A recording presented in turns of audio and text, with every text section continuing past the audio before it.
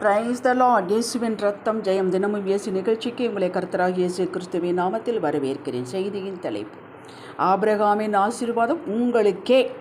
ஆதார வசனம் ஆதியாகமம் 13ஆம் அதிகாரம் 15, 16, 17, 18 வசனங்கள். நீ பார்க்கிற இந்த பூமி முழுவதையும் நான் உனக்கும் சந்ததிக்கும் என்றைக்கும் இருக்கும்படி கொடுத்து உன் சந்ததியை பூமியின் தூளை போல பெருக பண்ணுவேன். ஒருவன் பூமியின் தூளை எண்ணக்கூடுமானால் உன் சந்ததியும் எண்ணப்படும். நீ எழுந்த தேசத்தின் நீளமும் அகலமும் எம்மட்டும் அம்மட்டும் நடந்து திரி, உனக்கதை தருவேன் என்றார். அப்பொழுது ஆபிரகாம் கூடாரத்தை பெயர்த்து கொண்டு போய் எப்ரோனில் இருக்கும் மம்ரேயின் சமபூமியில் சேர்ந்து குடியிருந்து அங்கே கர்த்தருக்கு ஒரு பலிபீடத்தை கட்டினார். ஹல்லேலூயா. தேவ மக்கள், எங்கேயோ இருந்த ஆபிரகாமின் குடும்பத்தை தேவன் தெரிந்தெடுத்து கானான் கொண்டு வந்தார். அவனுக்கும் அவன் மனைவிக்கும் வயதாகிவிட்டது. சாராளுக்கு ஸ்திரீகளுக்கு உண்டாயிருக்கும் வழிபாடு நின்று போயிற்று. பிள்ளை பெறுவதற்கு எந்த சாத்தியக்கூறும் இல்லை. எல்லாம் எதிரிடையாக இருந்தது. அங்கே அவன் இருக்கும் இடத்தில் வீடு வாசல் சொந்த தொழில் என்று இருந்தவனுக்கு இங்கே நாடோடி போல இருந்தான். போகும் இடமெல்லாம் கூடாரம் போட்டு வாழ்ந்தான்.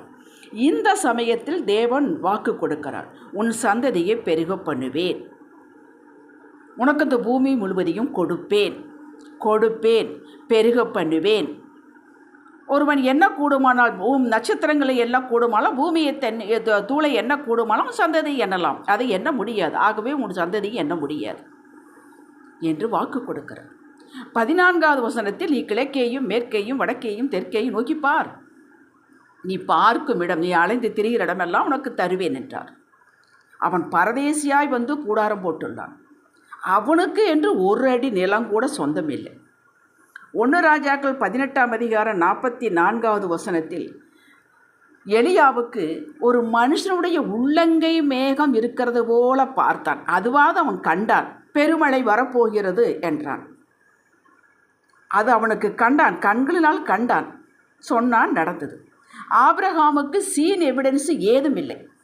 மக்களை, அப்படியே இப்பொழுது உலகத்தில் இருக்கும் ஆண்டவரின் பிள்ளைகளை எண்ணிக்கையை பாருங்கள். நாம் யாவரும் ஆபிரகாமின் சந்ததி என்று தானே அழைக்கப்படுகிறோம். நடந்ததா இல்லையா சொல்லுங்கள்.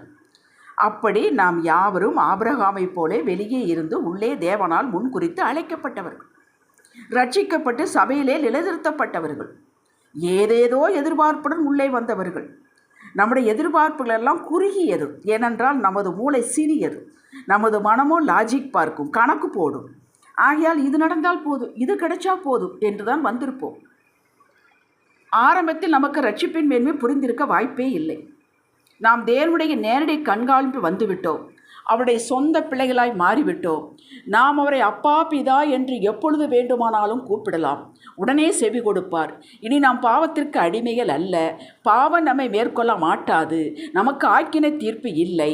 இயேசுவே நாமத்தினாலே பிசாசுகளை துரத்தும் அதிகாரம் நமக்கு உண்டு, குடும்பத்தை கட்டும் அதிகாரம் நமக்கு உண்டு, சகல அதிகாரத்தை அவர் நமக்கு கொடுத்திருக்கிறார்.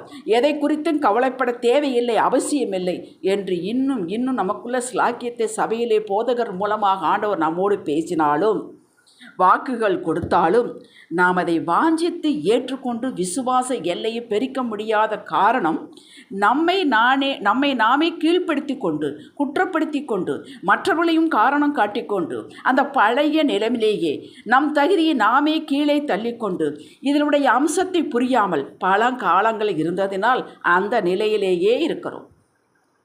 அந்த நிலையிலிருந்து தடாலடியாக இந்த உயர்ந்த நிலைக்கு வர நம் மனம் இடம் கொடுப்பதில், இப்படிலாம் நடக்குமா, இப்படிலாம் செய்வாங்களா என்றே இருக்கிறோம். நமது கூடாரம் பெயர்க்கப்பட வேண்டும், விசுவாச கூடாரம் பெயர்க்கப்பட வேண்டும்.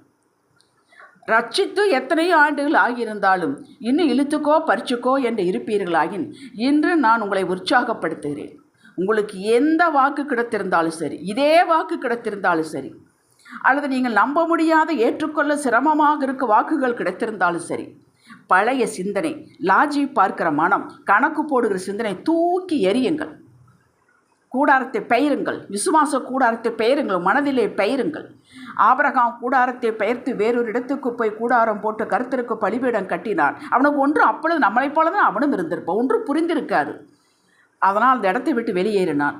போனான் வேறு இடத்திற்கு, கூடாரம் போட்டான், தொழுது கொண்டான், பழி செலுத்தினான். அவனுக்கு அதுதான் தெரிந்தது, அதை செய்தான். நாமும் அதையே செய்வோம். அதுபோல் உங்கள் மனம் சித்த உணர்வு இந்த கூடாரத்தை பெயர்த்து விடுங்கள். இது பழையதையே உங்கள் மனம் சிந்திக்கிறதுக்கு இடம் கூடாதீர்கள். தேவ வாக்கோடு உங்களை இணைத்து கொள்ளுங்கள். யாருடனும் சொல்ல வேண்டாம், கீழே இழுத்து விடுவார்கள். அவன் பலிபீடம் கட்டி பழி செலுத்த ஆரம்பித்தான். அவனுக்கு அப்படித்தான் என்று இருந்திருக்கும். அவன் கூடாரத்தை பெயர்த்தான், பலிபீடம் கட்டினான், பழி செலுத்தினான். பின் கர்த்தர் சொன்னது ஒன்றொன்றாக நடந்ததே. ஆதியாகம் 24ஆம் அதிகாரம் ஆபிரகாமுடைய ஊழியக்காரன் எலியேசு சொல்வதை பாருங்கள், படித்து பாருங்கள். ஆதியாகம் 24:35 வாசித்து பாருங்கள். கூடாரத்தை பெயர்த்து கொண்டே போனவன், ஒன்றுமே இல்லாதிருந்தவன், ஒரு அடியோட நிலம் இல்லாதிருந்தவன், அவன் சொல்லுகிறார், கர்த்தர் என் எஜமானனை மிகவும் ஆசீர்வதித்திருக்கிறார். அது ஒரு பெயராகவே இருக்கிறது, வாசித்து பாருங்கள். இன்றே உங்களது விசுவாச கூடார எல்லையை பெயர்த்து விரிவாக்குங்கள். ஏதோ உங்களுக்கு புரியாவிட்டாலும் பரவாயில்லை. அன்று ஆபிரகாமுக்கு அப்படித்தான் இருந்திருக்கும். இப்படி நடக்கப் போகிறதற்காக, எனக்கு கொடுக்க போகிறதற்காக, என்மேல் வைத்த தயவிற்காக ஸ்தோத்திரம் என்று தினமும் அவர் கொடுத்த வாக்கை மனதில் தூக்கி பிடித்து ஸ்தோத்திரம் செலுத்துங்கள். இந்த உதடுகளின் கனியாகிய ஸ்தோத்திர பலியை நிறுத்தி விடாதீர்கள். சந்தேகம், பயம், அவிசுவாசம் வருகிறதா, வரட்டும், அதையும் பலிபீடத்தில் வையுங்கள். இது வராது நான் சொல்லவில்லை, ஏன்னா ரொம்ப காலத்துக்கு ஏதும் நடக்காவிட்டால் அப்படித்தான் வரும். அதையும் வையுங்கள். அது தெரியும் அவருக்கு, நம்முடைய பலம் என்ன, பலவீனம் என்ன என்பது அவருக்கு தெரியும். இந்த நிலையிலிருந்து மாறியே விடாதீர்கள். அந்த வாக்கை கீழே விட்டு விடாதீர்கள். எடுத்து தினந்தோறும் பிடியுங்கள், ஸ்தோத்திரம் செலுத்துங்கள், ஜெபியுங்கள், வேதம் வாசியுங்கள். உங்களுக்கு கொடுத்த வேலையை பார்த்து கொண்டே இருக்கும். சாத்தான் கொக்கரிப்பான், நீ என்ன லூசா, சொன்னதையே சொல்லி கொண்டிருக்கிறாய் என்று மனதில் பேசுவான். இப்படியெல்லாம் உனக்கு நடக்குமா, உன் நிலைமை நினச்சிப்பார், உனக்கு இதெல்லாம் யோக்கியதையா என்று கேட்பான். கண்டுகொள்ளாதீர்கள். வெகு சீக்கிரத்தில் சாத்தான் லூசாகி வெட்கப்பட்டு போவான். ஆபிரகாமை போல நீங்கள் நிச்சயம் உயர்த்தப்படுவீர்கள். விசுவாசித்தவர்களுக்கு தான் எல்லாம் கூடும். நீங்கள் விசுவாச எல்லையை பெருக்குங்கள், நிச்சயமாக பெருக்குங்கள். நீங்கள் வெட்கப்பட்டு போக மாட்டீர்கள். கொடுத்த தேவன் உண்மையுள்ளவன், அவர் பாரபட்சமற்ற தேவன். நீ என்ன செய்தாய், உனக்கு என்ன யோக்கியது இருக்கிறது என்று நம்மளை கேட்க மாட்டார். அவர் நல்லவர், ஆகையால் உங்களை ஆசீர்வதிப்பார். நீங்கள் அவரை பிடித்து கொண்டீர்கள், இந்த ஒரே காரணம்தான். விசுவாசிக்கிறீர்கள், பிடித்து கொண்டீர்கள், நம்புகிறீர்கள், போதும். இந்த தகுதி உங்களை கொடுப்பார், கொடுத்தே தீருவார். அவர் நல்லவர், அவர் உண்மையுள்ளவர், அவர் சகலமும் உடையவர். தம்முடைய நாமத்தை அவர் மறுதலிக்க மாட்டார். நிச்சயம் செய்து முடித்து காட்டுவார். ஹல்லேலூயா. ஜெபிக்கலாம் பாருங்கள். ஆபிரகாம் தகப்பனே, ஆபிரகாம் விசுவாசித்தான் நீதிமானாக்கப்பட்டான். நீதிமான்களுக்குரிய அத்தனை ஆசீர்வாதங்களை பெற்றான். நாங்களும் அப்படியே விசுவாசித்து நடக்கிறோம் என்பதை தினப்படி வாழ்வில் சோர்ந்து போகாமல் ஜெபிப்போம். உமக்கு துதி செலுத்துவோம், ஸ்தோத்திரம் செலுத்துவோம், நம்புவோம், உம்மையே நோக்கி நடப்போம், விடமாட்டோம், சகலமும் பெற்று சாட்சியாக நிற்போம். இயேசுவின் நாமத்தில் பிதாவே, ஆமேன். ஹல்லேலூயா.